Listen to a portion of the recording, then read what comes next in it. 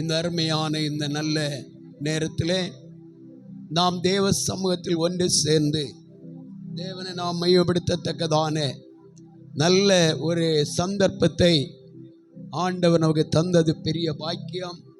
நம் ஆண்டுடைய சமூகத்தில் நாம் தேவனை நாம் துதிக்கவும் ஆராதிக்கவும் அவருடைய சன்னிதானத்தில் இருந்து அவரோடு கூட நாம் உறவாடவும் நல்ல சூழ்நிலை ஆண்டவர் தந்திருக்கிறார்.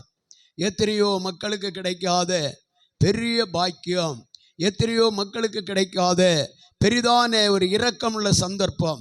எத்தனையோ மக்கள் சிறைச்சாலைகளிலும் பலவிதமான வேதனையிலும் கண்ணீரிலும் சஞ்சலத்தில் இருந்து துயரப்பட்டு துக்கப்பட்டு வேதனை அடையும் போது நாம் இவ்வளவாக சந்தோஷம் ஆண்டவரை மையப்படுத்த ஆண்டவர் இந்த கிருபையை நினைத்து 2 கரங்களை உற்சாகம் அடித்து ஆண்டவருடைய நாமத்தை உயர்த்துவோம்.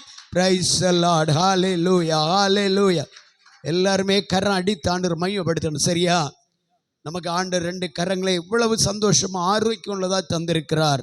எத்தனையோ நேரங்கள் நம்முடைய கரங்களுக்கு வந்த எத்தனை ஆபத்து, எத்தனையோ நேரம் நம்முடைய கால்களுக்கு கரங்களுக்கு நம்முடைய சரீரத்தின் அவயங்களுக்கு ஆண்டவர் இவ்வளவு சுகத்தை தந்திருக்கிறார்.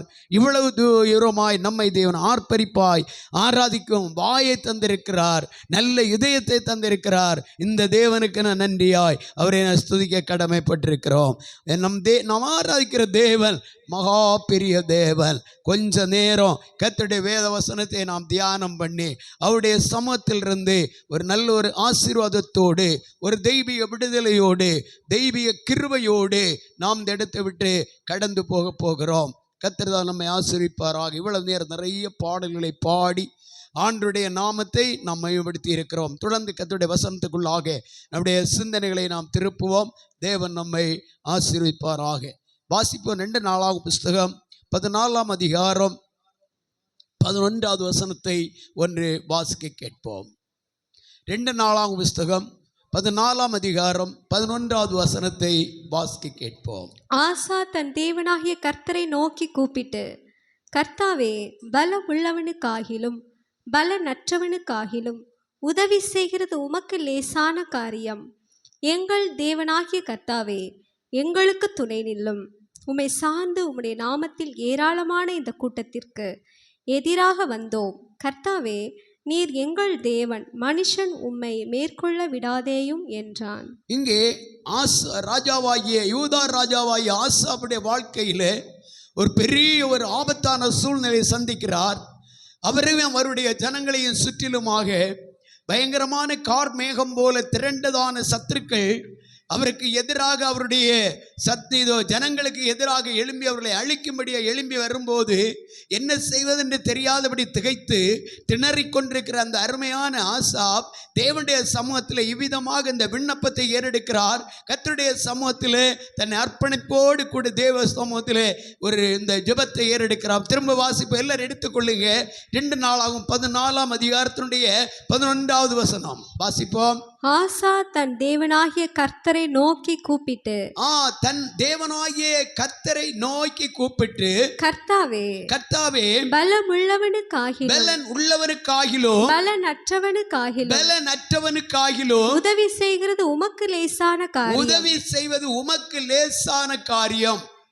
பாருங்க, பலன் உள்ளவனுக்கோ பலன் அற்றவனுக்கோ உதவி செய்கிறது உமக்கு லேசான காரியம் என்று இந்த ஜெபத்தை தேவ சமூகத்தில் பண்ணுகிறார். நம்முடைய வாழ்க்கையில் நமக்கு நெருக்கங்களும் வேதனைகளும் பிரச்சனைகளும் உபத்திரவங்களும் கடந்து வரும்போது நாம் தேவனை தான் முதலாவது தேட வேண்டும்.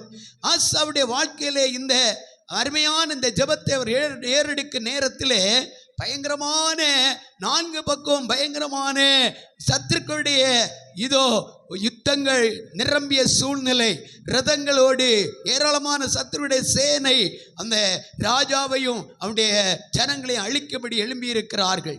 என்ன செய்வதென்று தெரியல, எப்படி செய்வதென்று தெரியல.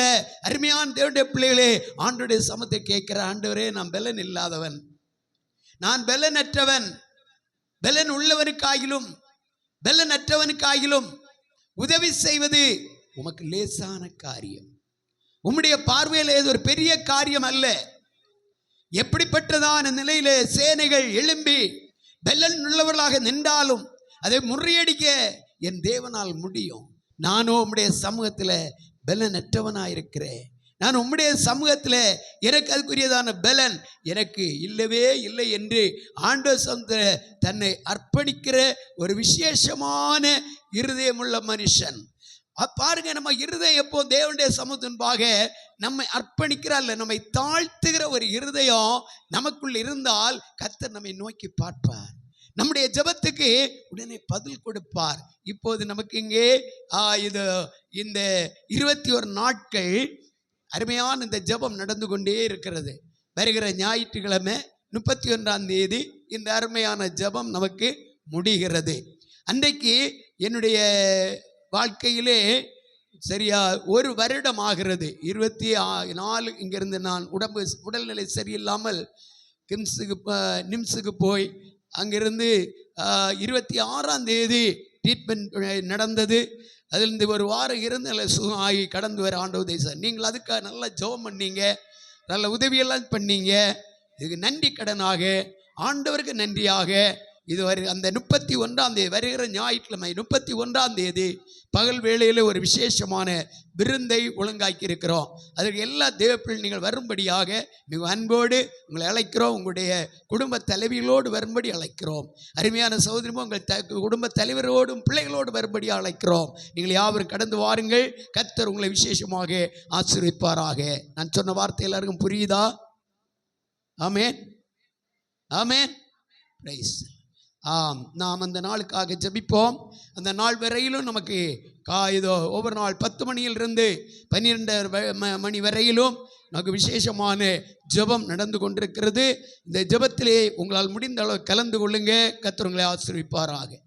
பலன் உள்ளவனுக்காகிலும் பலன் அற்றவனுக்காகிலும் உதவி செய்வது லேசான காரியம். இந்த ஜெபத்தை ஏறெடுத்ததான ஆசாப் அவர் செய்கிறதான காரியத்திலே முதல் காரியம் என்ன வாசிக்க போகிறோம். 2 நாளாம் புஸ்தகம் 14ஆம் அதிகாரம் 3ஆம் வசனத்தையும் படிக்கும்போது அவர் செய்த ஒரு முக்கியமான காரியத்தை இங்கே வாசிக்கிறோம். வாசிங்கள். அந்நிய தேவர்களின் பலிபீடங்களையும் மேடைகளையும் அகற்றி சிலைகளை உடைத்து விக்கிரக தோப்புகளை வெட்டி தங்கள் பிதாக்களின் தேவனாகிய கர்த்தரை தேடவும் நியாய பிரமாணத்தின்படியும் கற்பனைகளின் படியும் செய்யவும் யூதாவுக்கு கற்பித்து. இங்கே நாம் 11ஆம் வசனத்திலே படிக்கிறோம். பலன் உள்ளவனுக்காகிலும் பலன் அற்றவனுக்காகிலும் உதவி செய்வது உமக்கு லேசான காரியம் என்று தேவ சமூகத்தை கேட்ட ஆசாப் அதுக்கு முந்தின இந்த வசனங்களை படிக்கும்போது இந்த ஜெபத்தை ஏறெடுக்கும் முன்பதாக இந்த ஆசாப் என்ன செய்கிறார்? தேவனுடைய சமூகத்தை தன்னை அர்ப்பணித்து கொண்டு அங்கே அந்த ஒரு முக்கியமான காரியத்தை செய்கிறார். என்ன செய்கிறார்? தேவனுடைய ஆலயத்தில் வைக்கப்பட்டதானே எல்லா விக்கிரகங்களையும் அகற்ற ஆரம்பிக்கிறார். வாசிங்க 3ஆம் வசனம் திரும்பவும். ஆசா தன் தேவனாகிய கர்த்தரின் பார்வைக்கு நன்மையும் இல்லம்மா 3ஆம் வசனம். அந்நிய தேவர்களின் பலிபீடங்களையும் மேடைகளையும் அகற்றி சிலைகளை உடைத்து விக்கிரக தோப்புகளை வெட்டி. பாத்தீங்களா? இப்படிப்பட்ட அருவருப்பான காரியங்களை எல்லாம் முதலாவது முறியடித்து அப்புறப்படுத்தி தள்ளி தன்னையும் தன்னுடைய ஜனத்தையும் சுத்திகரிக்க ஆரம்பிக்கிறார். நம்முடைய குடும்பத்திலே நம்முடைய பிள்ளைகள் ஆசீர்வதிக்கப்பட, நம்முடைய குடும்பம் ஆசீர்வதிக்கப்பட, நாம் ஆசீர்வதிக்கப்பட, நாம் தேவ சமூகத்தில் போய் ஜெபிக்க முன்பதாக நம்முடைய இருதயத்தில் இருக்கிற இருதயம் என்பது தேவனுடைய ஆலயம். இந்த ஆலயத்தில் இருக்கிற கர்த்தருக்கு பிரியமில்லாத என்னென்ன காரியங்கள் இருக்கிறதோ அவைகளை முதலாவது நாம் கண்டுபிடிக்க வேண்டும். அவைகளை கண்டுபிடித்து தேவ சமூகத்தில் அவைகளை நாம் அறிக்கையிட்டு தேவனுடைய சன்னிதானத்தில் அதை நாம் விட்டுவிட வேண்டிய நிலையில் நாம் அதை விட்டுவிட வேண்டும். அப்பொழுது கர்த்தர் நம்முடைய ஜெபத்துக்கு என்ன செய்வார்? பதில் கொடுப்பார். அநேகருடைய வாழ்க்கையில் இன்றைக்கு கர்த்தருக்கு பிரியமில்லாத அநேக விதமான அருவருப்புகளும் விக்கிரக தோப்புகளும் இருப்பதாக நாம் காண முடியும். அது என்ன விக்கிரக தோப்புகள்? வாசிப்போம். மார்க் எழுதின சுவிசேஷம் 7ஆம் அதிகாரம் எடுத்துக்கொள்ளுவோம். அதனுடைய 20, 21 வசனங்களை வாசிப்போம். மனுஷனுக்குள்ளே இருந்து புறப்படுகிறதே மனுஷருக்கு உள்ளிருந்து புறப்படுகிறது, மனுஷனை தீட்டுப்படுத்தும். மனுஷரை தீட்டுப்படுத்தும். எப்படியெனில் மனுஷருடைய இருதயத்திற்குள்ளிருந்து மனுஷருடைய இருதயத்து உள்ளிருந்து பொல்லாத சிந்தனைகளும், கவனிப்போம், பொல்லாத சிந்தனைகள், விபச்சாரங்கள், வேசித்தனங்கள், கொலை பாதகங்கள், களவுகள், பொருளாசைகள், துஷ்டத்தனங்கள், கபடும், காம விகாரமும், வன்கண்ணும், தூஷணமும், பெருமையும், மதிகேடும் புறப்பட்டு வரும். 13 விதமான இதோ அந்த தேவனுடைய பிரியம் இல்லாத அசுத்தமான காரியங்கள் இங்க இருக்கிற ஒரு மனுஷனுக்குள்ளே. இது ஒரு மனுஷனுடைய உள்ளத்திலிருந்து அது என்ன செய்யற, புறப்பட்டு வெளியே வருகிறது. அது மனுஷனை என்ன செய்கிறது, தீட்டுப்படுத்த ஆரம்பிக்கிறது. அப்ப மனுஷன் இவ்விதமான பொல்லாத பாவங்களால் தீட்டுப்பட்டிருக்கும் போது வேதம் சொல்லுகிறது, தீட்டுள்ளதும் அருவருப்புமான இதோ நிலையில் இருக்கிற ஜனங்கள் பரலோகம் போக முடியாது என்று வெளிப்படுத்தல் படிக்கிறோம். தேவனுடைய ராஜ்யத்துக்கு நாம் போக வேண்டும் என்றால் நமக்குள்ள இருக்கிற தீட்டுகளை நாம் அப்புறப்படுத்த வேண்டும். ஆசாப் தேவ சமூகத்தை ஜெபிக்கும் முன்பதாக, கர்த்தரை தேடும் முன்பதாக, கர்த்தருடைய சமூகத்தை தன்னை அர்ப்பணிக்கும் முன்பதாக, சத்துருக்கள் எதிரிட்டு எழுப்பினருக்கு அந்த நேரத்தில் அவர் தேவனுடைய தேவனை தேட ஆரம்பிக்கிறார். தேவனை தேட வந்த ஆசாப் முதலாவது அவர் செய்ததான காரியம், கர்த்தருக்கு பிரியமில்லாத விக்கிரக தோப்புகளையும் விக்கிரகமான கிரியைகளையும் சிலைகளையும் எல்லாவற்றையும் அடித்து நொறுக்கி எல்லா விதமான இதோ விக்கிரக தோப்புகளையும் வெட்டி முறியடித்து அவைகளெல்லாம் நெருப்பின சுட்டெரித்து தள்ளிக்கொண்டு தன்னை பரிசுத்தப்படுத்த ஆரம்பித்தார். நல்லவர் அல்லேலூயா சொல்லுவோம், நல்லவர் அல்லேலூயா சொல்லுவோம். எந்த ஒரு தேவனுடைய பிள்ளை கர்த்தருக்கு முன்பாக தன்னை பரிசுத்தப்படுத்துகிறதோ அவர்கள் தேவனை தரிசிப்பார்கள் என்று வேதம் சொல்லுகிறது. எபிரேயர் நிருபம் 11:14 படிக்கும்போது எடுத்து படித்து பாருங்கள். 11:14, 12:14 வாசிங்க ஒரு வசனம். பரிசுத்தமில் யாவரோடு சமாதானமாயிருக்கவும் 12:14 வாசிங்க. யாவரோடும் சமாதானமாயிருக்கவும் 12:14 யாவரோடு சமாதானமாயிருக்கவும் பரிசுத்தம் உள்ளவர்களாய் இருக்கவும் நாடுங்கள். பரிசுத்தம் உள்ளவர்களாய் இருக்கவும் நாடுங்கள். பரிசுத்தம் இல்லாமல் ஒருவனும் கர்த்தரை தரிசிப்பதில்லையே. கரங்களை தட்டி எல்லாரும் கர்த்தரை ஸ்தோத்திரம் மகிமைப்படுத்துவோம். அருமையான தேவ பிள்ளைகளே, கர்த்தருடைய சமூகத்தில் வருகிற நானும் நீங்களும் கர்த்தருக்கு முன்பாக பரிசுத்தம் உள்ளவர்களாய் இருக்க வேண்டும்.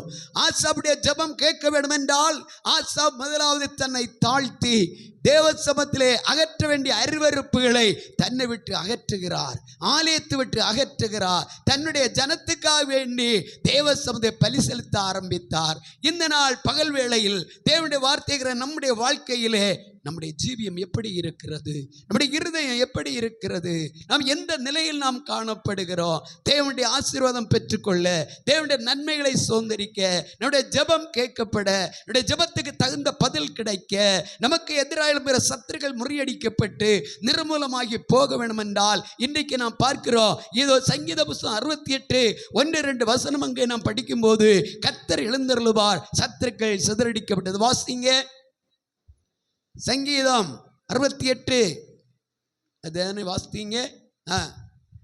தேவன் எழுந்தருளுவார், அவருடைய சத்துருக்கள் சிதறுண்டு, அவரை பகைக்கிறவர்கள் அவருக்கு முன்பாக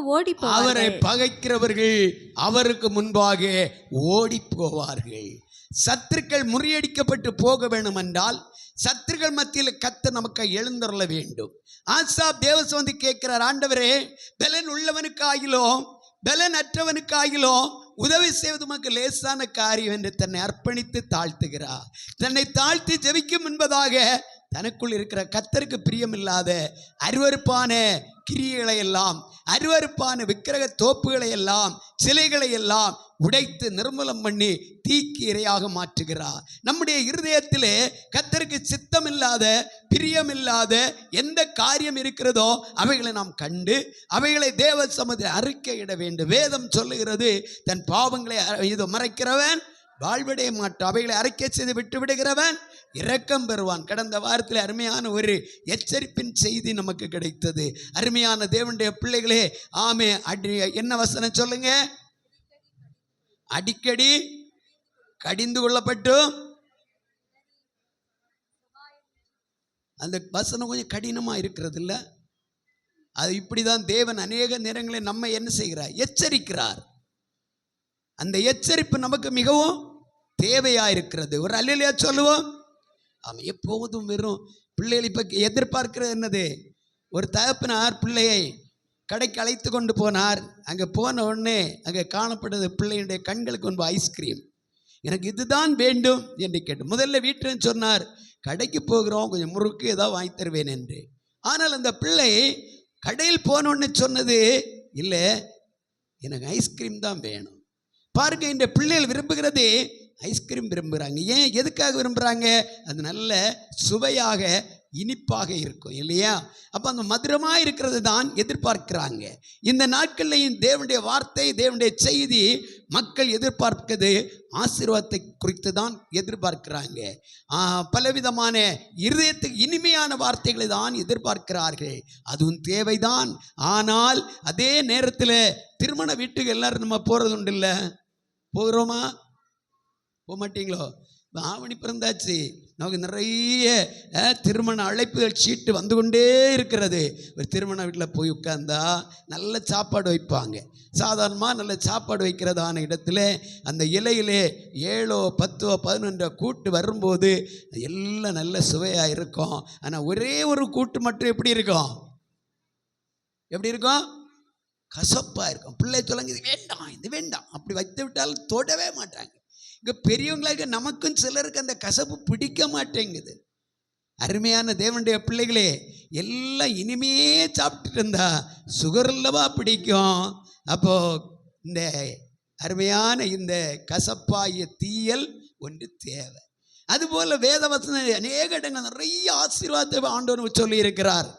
அதே நேரத்தில் ஒரு சிறிய ஒரு முக்கியமான ஒரு இதோ ஒரு பொரியல் அல்ல ஒரு கூட்டு நமக்கு தேவை, தீயல். வேத வசனத்தினுடைய ஒரு எச்சரிப்பின் வார்த்தை நிச்சயமாக நமக்கு தேவை.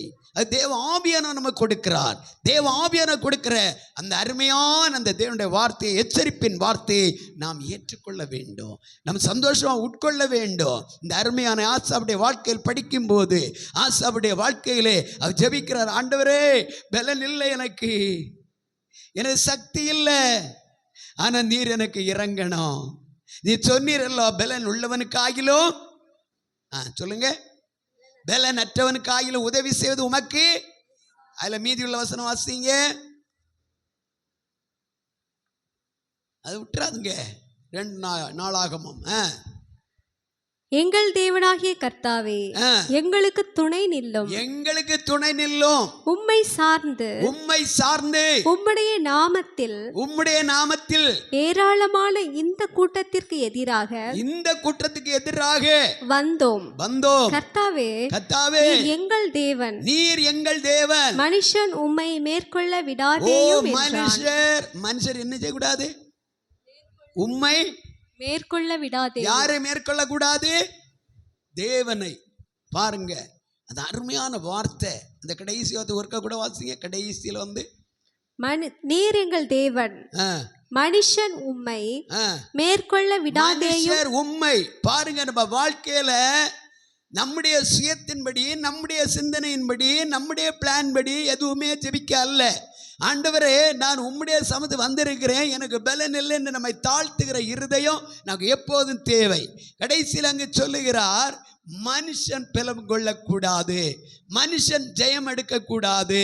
ஆண்டவரே, நீர் ஜெயம் எடுக்க வேண்டும். நீர்தான் என்னுடைய வெற்றியின் கொடி, நீர்தான் என்னுடைய ஜெய கொடி, நீர் எனக்கு வெற்றி தந்தை ஆக வேண்டும் என்று தேவசமம் தன்னை அர்ப்பணிக்கிறார். ஒரு தேவ பிள்ளையினுடைய வாழ்க்கையில ஆண்டவர் நமக்கு துணை நிற்காவிட்டால், ஆண்டவருடைய கரமும் தயவும் நமக்கு இல்லாவிட்டால், நம்முடைய சுயத்தின்படி எதையுமே நாம் செய்து கொள்ள முடியாது. கரங்களை தட்டி கர்த்தரை மகிமைப்படுத்துவோம். என்னுடைய வாழ்க்கையில என்னால் எல்லாம் செய்ய முடியும், என்னாலே நான் எதையும் சாதிப்பேன், என்னாலே கூடாது என்ன எனக்கு தெரியும். தேவ பிள்ளைகளே, ஆண்டவர் நமக்காக செயல்படாவிட்டால், ஆண்டவர் நமக்காக இறங்கி கிரியை செய்யாவிட்டால், நம்முடைய சுய பலன், சுய சக்தியினால, சுய ஞானத்தினால, அறிவினால எதையுமே செய்ய முடியாது. கடந்த நாளில் ஒரு அருமையான மகனுக்கு ஒரு சீட் எடுப்பதற்காக வேண்டி இதோ கிளம்பு நேரத்தில் ஜெபிக்க சொன்னார்கள். எங்களுக்கு அவர்கள் எதிர்பார்க்கிற பணம் கொடுக்க முடியாது, மார்க் அதுக்குரியது இல்லை, என்ன செய்வது? அங்கே எங்களை விட எத்தனையோ பலம் உள்ளவர்கள், பண பலம் உள்ளவர்கள், மார்க் பலம் உள்ளவர்கள், நல்ல அவர்களுக்கு வேண்டிய அரசியல்வாதிகள் உள்ளதான பலம் உள்ளவர்கள் எல்லாம் வருவாங்க. ஆனால் எங்களுக்கோ அப்படி ஒரு பலம் இல்லாதபடி கர்த்தரையே எங்கள் முன்னணியில் வைத்திருக்கிறோம். கர்த்தர் தான் எங்களுடைய பலன். கர்த்தர்களை இரக்கம் செய்யணும், எப்படியாகிலும் ஒரு சீட்டு கிடைக்க நீங்கள் ஜெபிக்க வேண்டும் என்றார்கள். பாருங்க, ஜெபித்து அனுப்பினோம். நேற்றைக்கு திடீரென்று இந்த அம்மா ஃபோன் பண்ணுகிறது, நாங்கள் கடந்த நாளே வந்துட்டோம், உங்களோட ஃபோன் பண்ண முடியலை. அங்கே நாங்கள் போகும்போது நாங்கள் எதிர்பார்க்க மேலான நிலையில் இந்த இன்டர்வியூ ரொம்ப வித்தியாசமாக நடந்தது. அதில் ரொம்ப பண பலத்தோடு வந்தவங்க, ரொம்ப அதிக மார்க் பலத்தோடு வந்த பிள்ளைகள், இன்னும் அரசியல்வாதிகள், இப்படியெல்லாம் நிலையில் வந்தவர்கள் உண்டு. ஆனால் அங்கே அது ஒன்று அங்கே செல்லுபடி ஆகலை. தேவன் நம்முடைய ஜெபத்தின் கண்ணீரின் ஜெபத்தை கர்த்தர் கேட்டு எங்களுக்கு கர்த்தர் துணை நின்றார் என்று சொல்லி ஆண்டவருக்கு நன்றி சொன்னது. ஒரு அல்லேலூயா சொல்லுங்க. அருமையான தேவனுடைய பிள்ளைகளே, இதோ அது மெரிட்ல ஆண்டவர் அதிசயமாக அற்புதமாய் அந்த இடத்துல தேவன் அந்த மகனுக்கு அதிசயத்தை செய்து அந்த இடத்துல அந்த குறிக்கப்பட்ட காலேஜில் இடம் கிடைக்கும் பாக்கியம் தேவன் கொடுத்தார் என்றால் இதெல்லாம் தேவ கிருபை. அந்த அருமையான மகளுடைய கண்ணீரின் ஜெபம். நம்முடைய பிள்ளைகளுக்காக எவ்வளவு நேரம் தகப்பனாகிய நாம் ஜெபிக்கிறோம், நம்முடைய பிள்ளைகளுக்காக அருமையான தாயை நாம் எவ்வளவு நேரம் நாம் ஜெபிக்கிறோம், ஆண்டவர் சமூகத்தில் எவ்வளவு நேரம் ஆண்டவர் சமூகத்தை போராடுகிறோம். ஆம், நாம் தேவ சமூகத்தை ஜெபிக்கிற ஜெபம் நம்முடைய பிள்ளைகளுக்கு மிகுந்த ஆசீர்வாதத்தை அது கொண்டு வரும். புருஷனும் மனைவியும் ஒன்றாய் இசைந்து தேவ சமூகத்தை ஜெபிக்கிற இருதயம் நம்முடைய வாழ்க்கையில காணப்பட வேண்டும். முதலாவது நம்மை தாழ்த்த வேண்டும். நான் பலன் இல்லை, நான் பலனற்றவன், நான் பலனற்றவள் என்று நம்மை ஆசாவுபோல் நம்மை தாழ்த்துகிற இருதயம் நமக்கு இருக்க வேண்டும். ரெண்டாவது முக்கியமான ஒரு காரியம், கர்த்தருக்கு பிரியமில்லை அருவருப்பான சிந்தனைகள், அருவருப்பான எண்ணங்கள். சங்கீதத்தில் நாம் படிக்கிறோம், இதோ கர்த்தருக்கு ஸ்தோத்திரம், ஆமேன், இதோ 66ஆம் சங்கீதம் நினைக்கிறேன், ஆமேன், அக்கிரம சிந்தை என் இருதயத்தில் கொண்டிருந்தேன், ஆனால் தேவரீர் என் ஜெபத்தை கேட்க மாட்டீர். வாசிங்க இந்த வார்த்தை, 66ஆம் சங்கீதம் 18ஆம் வசனம். என் இருதயத்தில் அக்கிரம சிந்தை கொண்டிருந்தேன் ஆனால், என் இருதயத்தில் அக்கிரம சிந்தை கொண்டிருந்தேன் ஆனால் ஆண்டவர் எனக்கு செவி கொடார். பாருங்க, ஆண்டவர் நமக்கு செவி கொடுக்கணும்னா நம்முடைய இருதயம் தேவனுக்கு முன்பாக பரிசுத்தமாக இருக்க வேண்டும், சுத்தமாக இருக்க வேண்டும். ஆண்டவர் பிரியப்படுகிற இருதயமா நம்முடைய இருதயம் இருக்க வேண்டும். நல்ல ஒரு அல்லேலூயா சொல்லுங்க. நம்முடைய பிள்ளைகளுக்காக ஜெபிக்கிறோம், நம்ம குடும்பத்துக்காக ஜெபிக்கிறோம்.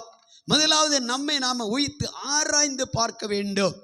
நம்மை நாம தேவனுடைய கருத்தை நம்ம ஒப்பு கொடுக்க வேண்டும். ஆசாவுக்கு முன்பாக வந்திருக்கக்கூடிய எத்தியோப்பியர்கள், ஆசாப்புக்கு விரோதமாய் எழும்பியிருக்கக்கூடிய சத்துருக்கள், ஆசாப்புக்கு விரோதமாக இருக்கக்கூடிய இறப்பு ரதங்கள், ஆசாப்புக்கு விரோதமாக எழும்பியிருக்கக்கூடிய போர் வீரர்கள் ஏராளம் ஏராளம். ஆனால் யூதாவின் ஜனமோ கொஞ்சம் பேர். அதான் கேட்கிறார் ஆண்டவரே, பலன் உள்ளவனுக்கோ பலன் அற்றவனுக்கோ உதவி செய்வது உமக்கு லேசான காரியம் அப்பா. நான் பலனாய் வரல, பலனற்றவனாக இருக்கிறேன், என் ஜனங்களும் பலனற்றவர்களாக இருக்கிறாங்க, நீர் எங்களுக்கு இரக்கம் செய்யணும், எங்களுக்காக நீர் துணை நில்லும் என்று கர்த்தர் சமூகத்தில் கேட்கிறார். அல்லேலூயா, அல்லேலூயா. தேவ சமூகத்தில் அப்படிதான் நாம் ஜெபிக்கணும். ஆண்டவர் நம்முடைய ஜெபத்துக்கு பதில் தருவார். எப்பொழுது இந்த ஜெபத்தை ஏறெடுக்கிறார்? கர்த்தருக்கு எதெல்லாம் பிரியமில்லாத அருவருப்புகள் இருந்ததோ அவைகள் எல்லாவற்றையும் அவர் அப்புறப்படுத்த ஆரம்பித்தார், அவைகள் எல்லாவற்றையும் முறியடிக்க ஆரம்பித்தார். கர்த்தருக்கு பிரியமில்லாத என்னென்ன விதமான பிரியமில்லாத பாவ எண்ணங்கள், பாவ கிரியைகள், அக்கிரமமான சுவாபங்கள் எதெல்லாம் இருக்கிறதோ அவைகள் எல்லாவற்றையும் தேவ நாம் அப்புறப்படுத்தி தேவ சமூகத்தில் நம்மை இது ஒப்பு கொடுக்க வேண்டும். 2 புஸ்தகம் 15:5 படிக்கிறோம். 15:8 வசனமா வாசிங்க. ஒன்று, நான் பலிபீடத்தை செப்பனிட்டான் என்று ஒரு வார்த்தை இருக்கிறது. 2 நாளாகவும் 15:8-5 வாசிங்கம்மா. ஆசா இந்த வார்த்தைகளையும் தீர்க்கதரிசியாகிய ஓதேதின் தீர்க்க தரிசனத்தையும் கேட்டபோது அவன் திடன் கொண்டு அருவருப்புகளை யூதா பென்யமின் தேசம் அனைத்திலும் எப்ராஹிமின் மலை தேசத்தில் தான் பிடித்த பட்டணங்களிலுமிருந்து அகற்றி கர்த்தருடைய மண்டபத்தின் முன்னிருக்கிற கர்த்தருடைய பலிபீடத்தை புதுப்பித்து. அது எத்தனை வார்த்தை? 8ஆம் வசனம். அது வாசிங்க. கர்த்தருடைய பலிபீடத்தை புதுப்பித்து அவன் யூதா பென்யமின் ஜனங்களையும் அவர்களோட கூட எப்ராஹிமிலும் மனாசேயிலும் சிமியோனிலும் இருந்து வந்து அவர்களோடு சஞ்சரித்தவர்களையும் கூட்டினான். போதும். அங்கே அவன் கர்த்தருடைய பலிபீடத்தை அவன் செப்பனிட்டான். கர்த்தருடைய பலிபீடத்தை அவன் புதுப்பித்தான். பலிபீடம் என்பது நம்முடைய இருதயம். ஒரு அல்லேலூயா சொல்லுங்க. நம்முடைய இருதயம் கர்த்தருக்கு முன்பாக என்ன ஆகணும்? செப்பனிடப்பட வேண்டும், புதுப்பிக்கப்பட வேண்டும். அநேக காலங்களாக பலிபீடத்தில் சரியான பலி செலுத்தவில்லை. பலிபீடம் இடிந்து கிடக்கிறது, பலிபீடம் இது சிதறி கிடக்கிறது. பலிபீடத்தை செப்பனிட வேண்டியது தேவ மனிதன் ஆசாவுடைய வேலை. அதை ஒழுங்குபடுத்துகிறான். இங்கே இருக்கக்கூடிய நானும் நீங்களும் கர்த்தர் நம்முடைய ஜெபம் கேட்க வேண்டும் என்றால் அருவருப்புகளை மாற்றுவது மட்டுமல்ல, நம்முடைய இருதயமாகிய பலிபீடத்தை நாம் என்ன செய்யணும்? செப்பனிட வேண்டும், ஒழுங்குபடுத்த வேண்டும். அநேக குடும்பங்களில் சரியான குடும்ப ஜபம், தனி ஜபம், ஆராதனை, உபவாச ஜபம் இது ஒன்றும் கிடையாது. அப்படிதமாய் இருதயத்தில் சரியான ஆவிக்குரிய ஆராதனை அனுபவங்களும் ஜபங்களும் இல்லாதபடி ஜீவியம் இதோ பலிபீடமாகிய நம்முடைய இருதயம் சிதறடிக்கப்பட்டிருக்கும் போது நாம் எவ்வளவு ஜபித்தாலும் அந்த ஜபம் கேட்கப்படாது. நான் அகற்ற வேண்டியதை அகற்றணும், செப்பனிடப்பட வேண்டியது, ஒழுங்குபடுத்தப்பட வேண்டியதை ஒழுங்குபடுத்த வேண்டும். நல்ல ஒரு அல்லேலூயா சொல்லுங்க.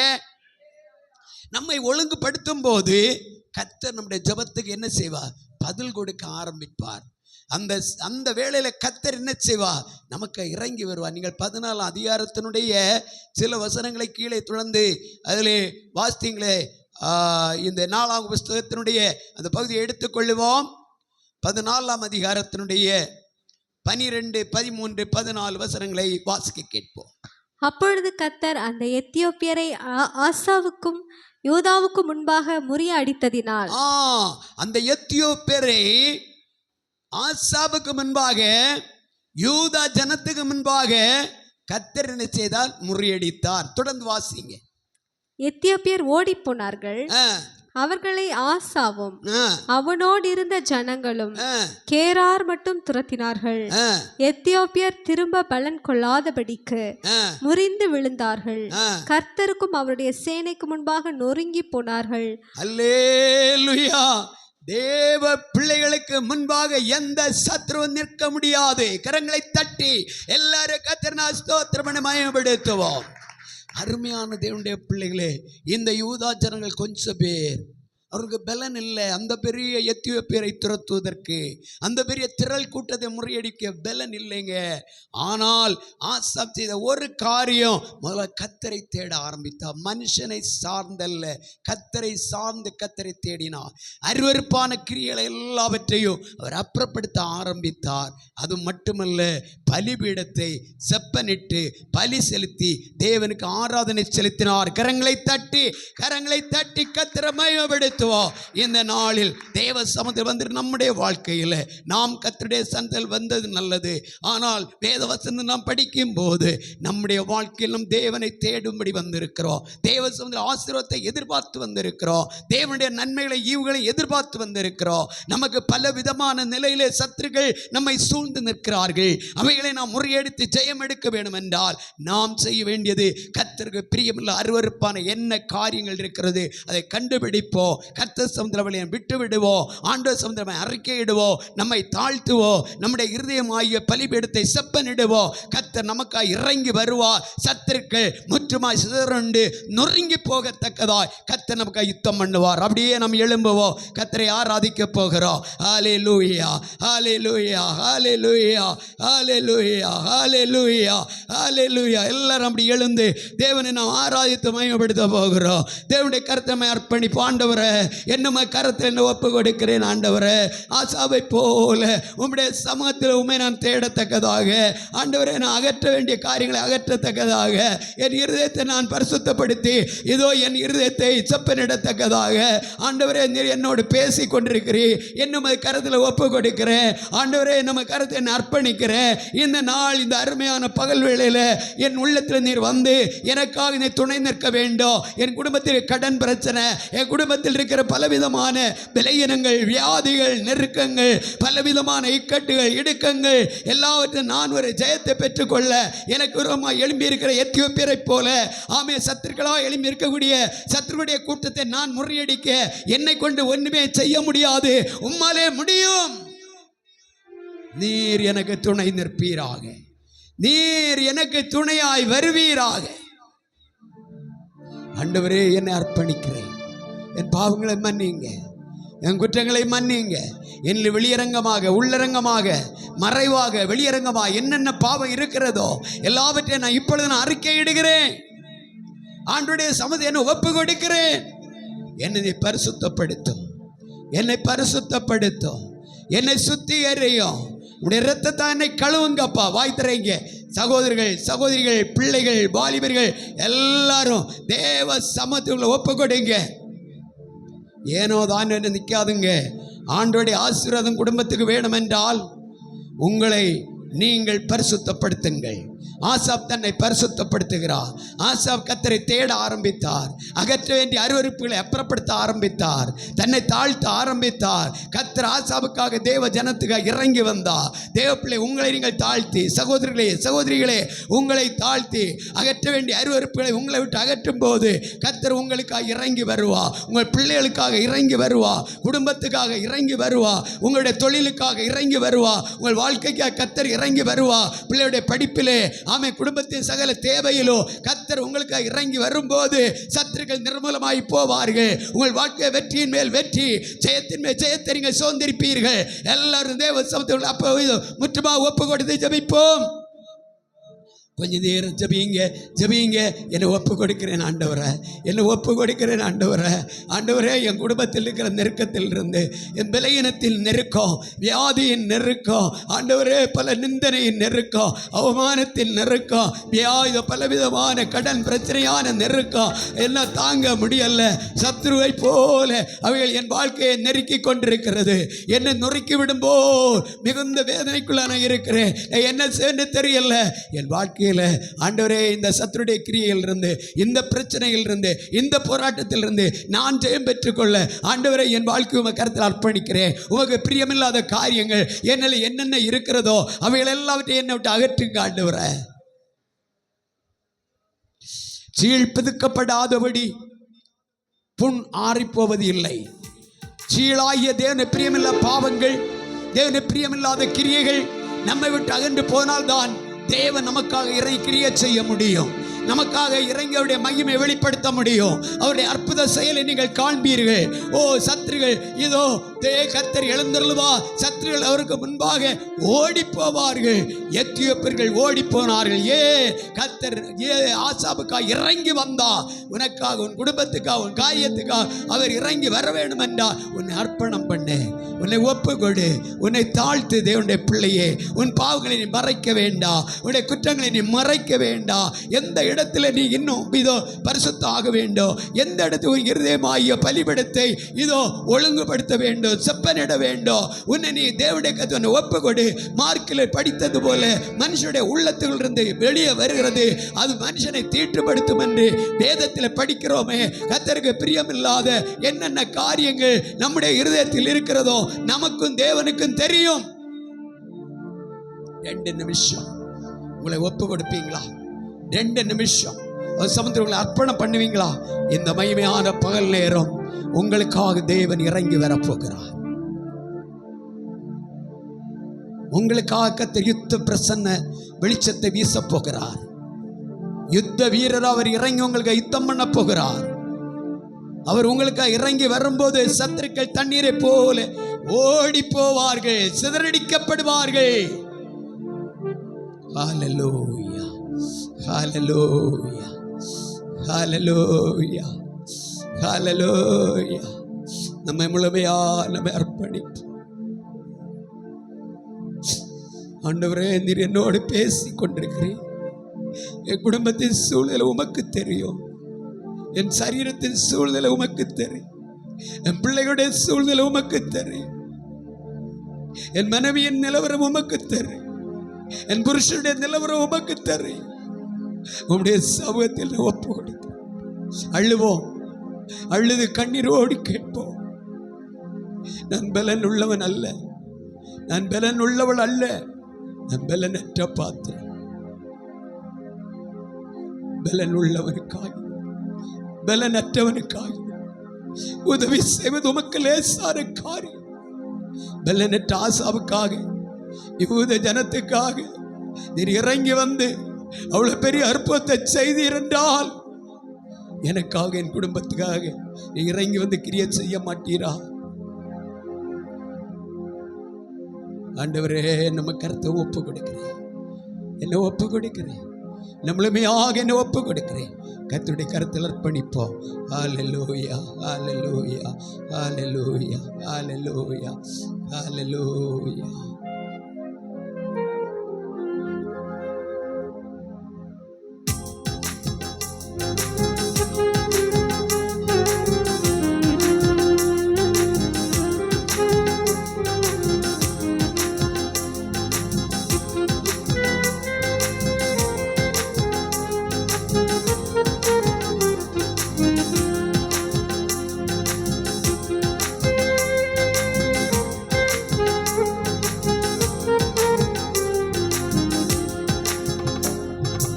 ஆகாதது எதுவும் இல்ல, உம்மால் ஆகாதது எதுவும் இல்ல. ஆகாதது எதுவும் இல்ல, உம்மால் ஆகாதது எதுவும் இல்ல. அகிலம் அனைத்தையும்